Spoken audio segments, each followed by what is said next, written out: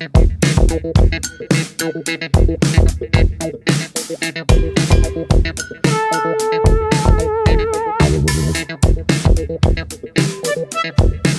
right, so get this. Picture a postcard. Perfect small town. You know, the kind where everyone knows their neighbors and life moves at a slower pace. Mm-hmm. Now imagine that peace shattered by a sudden disappearance. A mystery that grips the town and exposes the darkness lurking beneath the surface. That's what we're diving into today, the baffling disappearance of victim's name and location back in year decade. Oh, wow. Our source material is a podcast called Podcast Name, which digs into lesser-known crime cases.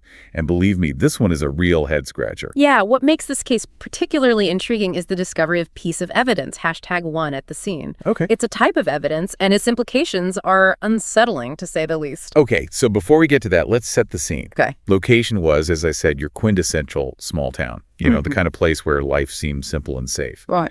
But for victim's name, an 8-year-old known for their personal trait, this sense of security vanished on a day of the week. And that's what makes the case so disturbing. This wasn't a big city with its anonymous crowds and hidden dangers. This was a place where people felt a sense of community, a sense of shared security. Yeah. And when that's violated, it shakes the very foundation of their world.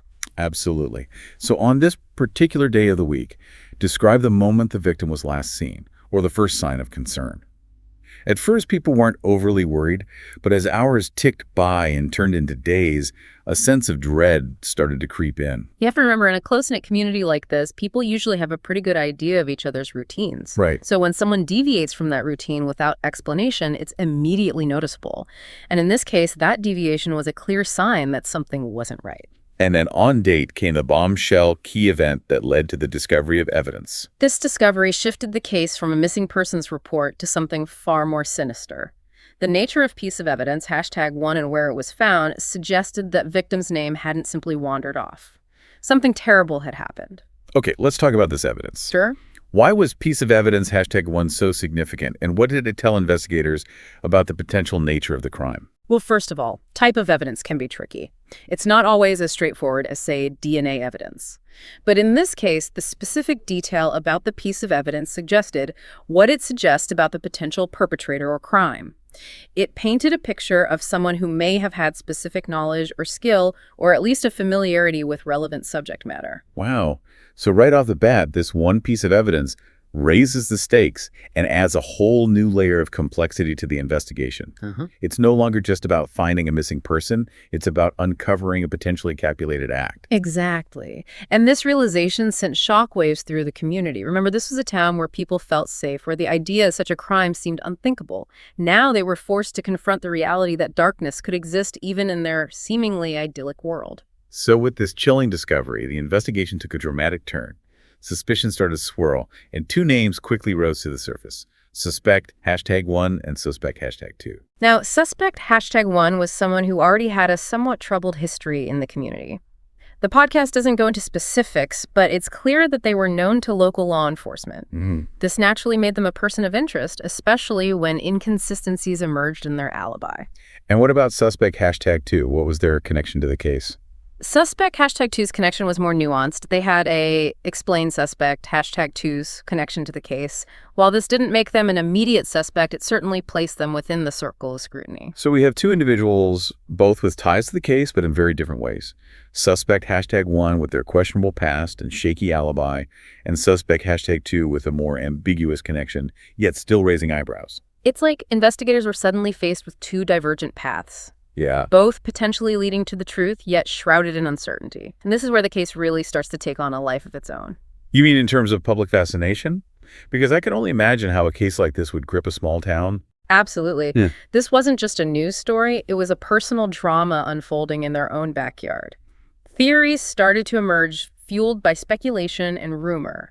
People analyzed every detail, every interaction, trying to piece together what might have happened. It's like everyone in town became an armchair detective.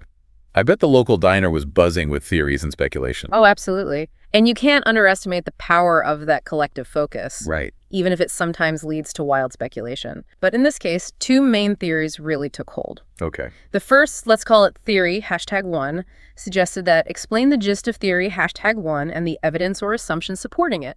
It's a theory that plays into the darker side of small-town dynamics. So according to theory #1, the motive might have been something rooted in local conflicts or secrets? Yeah. Almost like a classic skeleton in the closet scenario. Precisely. Then there was theory #2, which took a very different approach. It suggested that explain the gist of theory, #2, and the evidence or assumptions supporting it.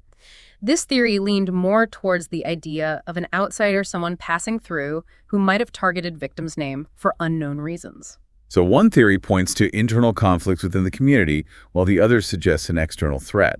Both plausible, but with drastically different implications for the investigation. And that's what made this case so challenging for investigators. They had to sift through these competing narratives, trying to determine which path was more likely to lead them to the truth. And just when they thought they might be making headway, the case took a truly unexpected turn. Ah, yes, the twist. The podcast really emphasizes this as a pivotal moment. What exactly happened? Well, it all centered around explain the unexpected twist in the investigation. It was a revelation that nobody saw coming, and it threw a wrench into everything investigators thought they knew. I'm trying to imagine how this must have impacted the community. First, they're grappling with the disappearance. Then two compelling theories emerge, and suddenly this twist emerges, throwing everything into chaos. Right. It must have been incredibly unsettling. Think about it. The twist didn't just complicate the investigation. It also sowed seeds of doubt within the community. People started questioning everything they thought they knew about their neighbors, their town, their own sense of safety. It's a stark reminder that the search for truth can be a messy and unpredictable process. So with this twist, where did the investigation go from there? Well, did it lead to any significant breakthroughs, or did it ultimately just deepen the mystery? sadly, the twist, while dramatic, didn't lead to a swift resolution. Oh. It raised more questions than answers, casting a wider net of suspicion and creating a sense of uncertainty that lingered for years. I can't imagine what it must have been like for victims' named loved ones, to be stuck in this limbo of not knowing, with the investigation seemingly hitting dead end after dead end. It's heartbreaking. Absolutely, and it speaks to the profound impact this case had not just on the victim's family and friends, but on the entire community. It was a shared trauma, a collective wound that refused to heal. So years have passed, the theories continue to circulate, and the case remains unsolved. Does the podcast offer any insight into why this particular case went cold? Was it a lack of evidence, a flawed investigation, or perhaps something else entirely? The podcast doesn't pinpoint a single reason for the lack of resolution. It alludes to several contributing factors, though. All right. For one, the initial investigation, while thorough, might have been hampered by the small-town setting. Resources, expertise, and technology available to larger jurisdictions were likely limited. That makes sense. A small-town police force might not have the same level of experience dealing with complex investigations like this. Exactly. Plus, the nature of the evidence itself presented challenges. As we discussed, type of evidence can be notoriously difficult to interpret definitively. It can suggest possibilities, but often lacks the concrete conclusiveness of other forensic evidence. So it's a combination of factors. The limitations of a small-town investigation, the ambiguous nature of the evidence, and of course that unexpected twist that threw everyone off course. Yeah. It's a recipe for a case that could easily slip through the cracks. And sadly, that seems to be what happened here.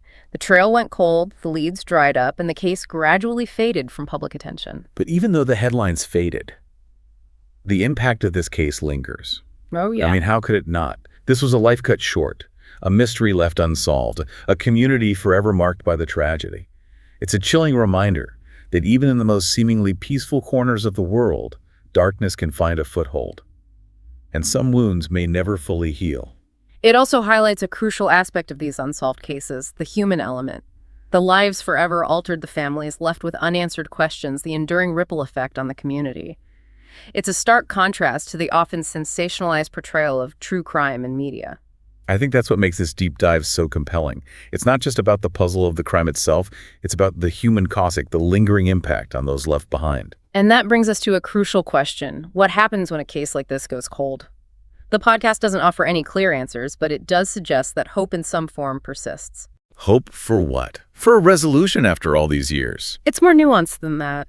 It's hope that someday new evidence might surface, a witness might come forward, or advancements in forensic technology might shed light on the truth. It's also hope that the memory of victims' name remains alive, that their story continues to be told. It's a reminder that even in the absence of a definitive ending, the pursuit of truth and justice can continue in different ways.